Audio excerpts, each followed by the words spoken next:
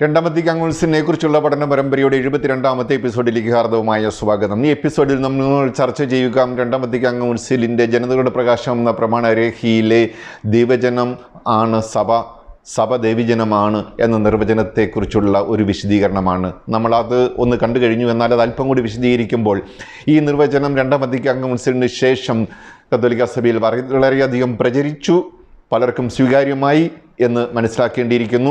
ഈ നിർവചനം ഉണ്ടാകുന്നതിന് അടിസ്ഥാനപരമായിട്ടും വിശുദ്ധ അഗസ്തീനോസിൻ്റെ സഭയെക്കുറിച്ചുള്ള സങ്കല്പമാണ്. സഭ ദൈവത്തിൻ്റെ രാഷ്ട്രം, സഭ ഒരു രാഷ്ട്രമാണ് എന്നൊരു സങ്കല്പവും പിന്നീട് വളർന്നു വന്നു, നമുക്കറിയാം. അപ്പം ദൈവത്തിൻ്റെ രാഷ്ട്രമാണ് സഭ എന്നൊരു സങ്കല്പം രണ്ടാം വത്തിക്കാൻ കൗൺസിലിന് വളരെ വർഷങ്ങൾക്ക് മുമ്പ് തന്നെ വിശുദ്ധ അഗസ്തീനോസിൻ്റെ ദർശനത്തിലുണ്ടായിരുന്നു. വിശുദ്ധ അഗസ്തീനോസിൻ്റെ ഈ ദർശനത്തെക്കുറിച്ച് ദൈവത്തിൻ്റെ ഭവനവും ജനവും എന്ന ഒരു വിഷയം എടുത്തുകൊണ്ട് ആ വിഷയത്തിൽ ആ പേരിൽ തന്നെ പുസ്തകം എഴുതി. അതൊരു ഡോക്ടറേറ്റ് പ്രബന്ധമായിരുന്നു.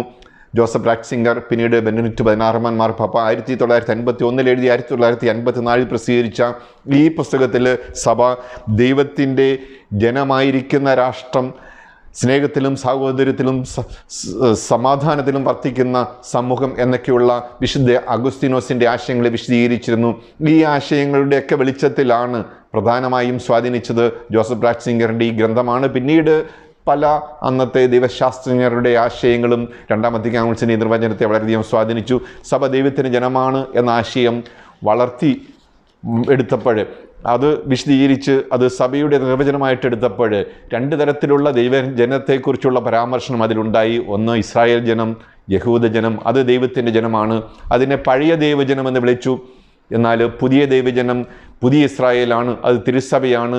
ഈ പുതിയ ഇസ്രായേലിൻ്റെ, പുതിയ ദൈവജനത്തിൻ്റെ ശിരസ് ക്രിസ്തുവാണ്. ക്രിസ്തുവിൽ ദൈവജനം ഒന്നായിരിക്കുന്നു, ഒരു സമൂഹമായിരിക്കുന്നു. അപ്പോൾ ക്രിസ്തുവിൻ്റെ പൗരോഹിത്യത്തിൽ എല്ലാ അംഗങ്ങളും ദൈവജനം ഒന്നാകെ പങ്കുചേരുന്നു. അതിനെ പൊതു പൗരോഹിത്യം എന്ന് വിളിച്ചു. എന്നാൽ ഈ പൊതു പൗരോഹിത്യം കൂടാതെ തന്നെ ശുശ്രൂഷ പൗരോഹിത്യമുണ്ട്.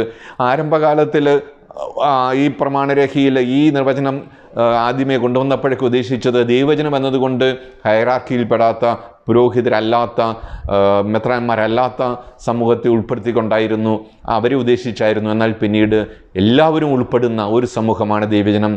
അതിലെല്ലാവർക്കും ക്രിസ്തുവിൻ്റെ പൗരോഹിത്യത്തിൽ പങ്കുണ്ട്. പൊതു പൗരോഹിത്യം, ഇത് പ്രൊട്ടസ്റ്റന്റുകാരുടെ ആശയത്തോട് കുറച്ച് സാമ്യമുണ്ട്. കാരണം പൊതു പൗരോഹിത്യത്തെ സ്വീകരിച്ചുകൊണ്ട് ശുശ്രൂഷ പൗരോഹിത്യത്തിന് പ്രത്യേകമായ ഒരു വ്യത്യാസമില്ല, ഗ്രേഡിലുള്ള വ്യത്യാസമേ ഉള്ളൂ എന്ന് പ്രൊട്ടസ്റ്റന്റുകാർ പറയുമ്പോൾ കത്തോലിക്ക സഭ അവരുടെ ഗ്രേഡിൽ മാത്രമല്ല ഈ പൊതു പൗരോഹിത്യം അതിനാൽ തന്നെ ആശയത്തിലും സത്തയിലും ഒക്കെ വ്യത്യാസമുള്ളതാണ്. ശുശ്രൂഷ പൗരോഹിത്യം പൊതു പൗരോഹിത്യത്തിൽ നിന്നും എന്നൊരാശയം കത്തോലിക്ക സഭ എടുത്തു പറയുന്നുണ്ട്. അതുകൊണ്ട് പുരോഹിതരും അൽമായരും മെത്രാന്മാരും കർദിനാളന്മാരും മാർപ്പാപ്പയും ഉൾപ്പെടുന്ന ഒരു സമൂഹമാണ്, ദൈവജനമാണ് സഭ എന്ന ആശയമാണ് രണ്ടാം വത്തിക്കാൻ കൗൺസിൽ മുന്നോട്ട് വയ്ക്കുന്ന സഭയെ സംബന്ധിച്ച ഒരു ദർശനം.